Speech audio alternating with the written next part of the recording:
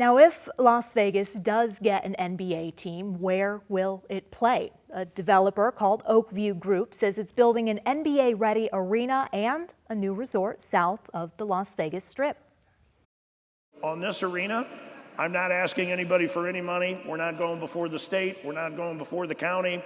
We will go build it on our own privately.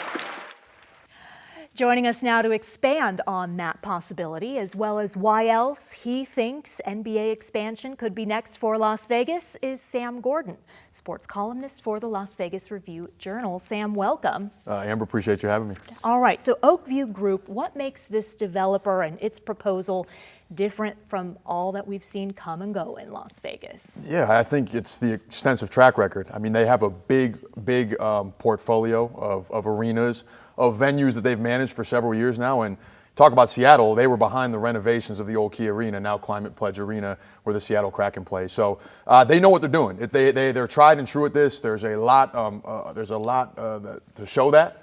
And the fact that it's a privately funded arena, too, obviously helps. That's a lot easier to get that thing done than it would be with public funding, as we're kind of seeing with the A's, with what they're going through and kind of with that. So it's totally viable. They have a track record. They have executives that know sports, that know this market. Randy Morton formerly ran the Bellagio, right? Worked with the Foley Group, so he knows this market. He knows entertainment here as well as pretty much anybody, right? Given his history of the Bellagio. And then Mark Bedane, so instrumental in bringing the Raiders here and getting Allegiant Stadium done, in working with that transition from Oakland to Vegas. So you got the sports angle covered, you got the casino element covered, you have the expertise, the institutional knowledge of what it takes to bring a team here, of what succeeds here, of what works, of what doesn't work. So those two, having them aboard, kind of anchoring this project, is massive for Oakview, massive for Las Vegas, and potentially an eventual NBA team here. And the Foley Group being Bill Foley, the owner of the Vegas Golden Knights, his entertainment group. So I'm thinking, I imagine some of our viewers might be thinking, okay, nice to have a new arena, but why not utilize T-Mobile Arena? Yeah, it's a great question, Amber. T-Mobile Arena, obviously built with basketball locker rooms, so the versatility is there. We've seen preseason games, of course, the college basketball, a lot of college basketball non-conference games coming to T-Mobile Arena. Obviously, the Golden Knights do very well there.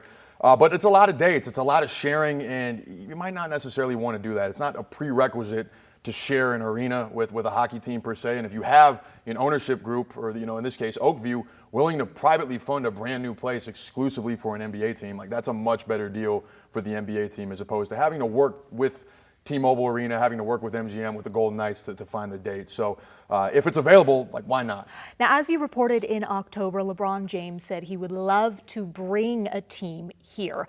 Why is that significant outside of him being an NBA superstar? Yeah, well, he has an investment stake in the Fenway Sports Group, which has an extensive ownership portfolio. Obviously, the Boston Red Sox are the team that come to mind here, Major League Baseball, also the Pittsburgh Penguins, and then Liverpool in the English Premier League. So he already has some experience in ownership, and he's a billionaire, right? Announced that last year. So if you want an expansion team, you want to build excitement, is there a better kind of face of a new team than LeBron James? I don't think so. He's been vocal about it several times publicly. So there's going to be other ownership groups, I'm sure, that are interested in coming in, given the opportunity here. But if you're the NBA, what's the most attractive? I don't think it gets any bigger than LeBron James. Well, we got to talk about the WNBA as well. The world champion Las Vegas Aces. What role do they play in bringing an NBA team here? Well, I think they've just shown that you build a winner, that the fans are going to come support it and want to be a part of it. And this season, attendance at an all-time high, average attendance, season ticket renewal rates. They're 19-2 at the All-Star break. They're the best team in the league, and they've just kind of showcased what you can build in terms of having a franchise, being the first professional basketball franchise here. So whether the NBA chooses to follow them, and I ultimately think it will, they've kind of set the standard for excellence in basketball here in Las Vegas at the professional level with what they're doing. So definitely kind of potential precursor, but even standing alone, they've accomplished quite a bit already in just a short time. They sure have. And the Aces, by the way, as you wrote, are, quote, the only super team in the WNBA. What makes you say that? Yeah, so very interesting offseason, right, with the New York Liberty loading up to try and compete with the Aces, but the Aces played the Liberty and blew them out. And just what they have that the Liberty doesn't have, at least right now, is the chemistry, is the reps, is years of experience playing together, playing in big games. And if all things are equal, talent being equal, and I do think the Aces are a more talented team, kind of top to bottom. Chemistry and execution and togetherness in team sports, I think, always is kind of the tipping, the determining factor in when things are equal. So not only are the Aces a better roster, but they have more talent, they have more chemistry, they've been through it, and the Liberty are going to have to take some time to develop that. You can't expedite that process. So I think we've seen kind of the championship DNA at various junctures this season, and we're definitely going to see it in the postseason, I think, when that gets going in the fall. And the Aces have a league-leading 4 All-Star selections, which will be playing in the All-Star game at Michelob Ultra Arena. Now, MGM used to own the Aces before they sold the team to Raiders owner Mark Davis. Wasn't there a thought at one time that MGM was buying the Aces as a precursor to owning an NBA team potentially? Yeah, in some ways for sure. I think there was definitely an interest from MGM to acquire an NBA team, and having the opportunity to get in that space with the Aces, I think, was kind of a way to get that going. But as you mentioned, right, they sold the Aces to Mark Davis, and MGM, for as experienced as they are in entertainment and building what we have here in Las Vegas in so many ways, not experienced at running a franchise per se. So you see Mark Davis take over, his experience running the Raiders, his just institutional knowledge of sports and how leagues work and what it requires to run a business has helped take the franchise to the next level. But definitely MGM kind of got the ball rolling here, with the Aces, of course, being here and continuing the dialogue around bringing an eventual NBA franchise as well. As Tim Luecki, the chairman of Oakview Group, said, he does acknowledge MGM is competition in this area of bringing an arena here or of possibly housing an NBA team.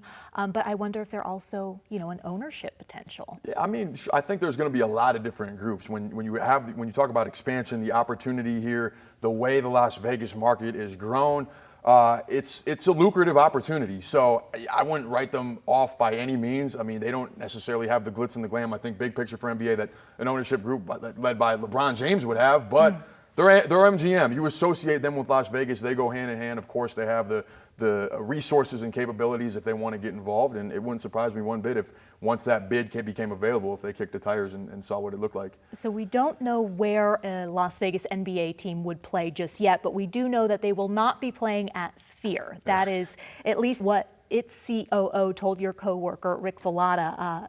Sphere, though, did put on quite an LED show for Summer League, which we have some video of.